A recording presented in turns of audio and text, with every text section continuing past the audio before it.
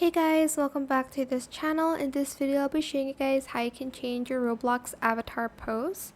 So go to the avatar section here, and once you're done changing your avatar and stuff like that, you're just going to select this icon here. It's pretty small. You're just going to select it and you're going to select a pose that you want to use. That one, I mean, is pretty funny actually. I might use that one. I'm just going to select that, select next, and I'm just going to zoom in. You can also rotate it if you'd like to.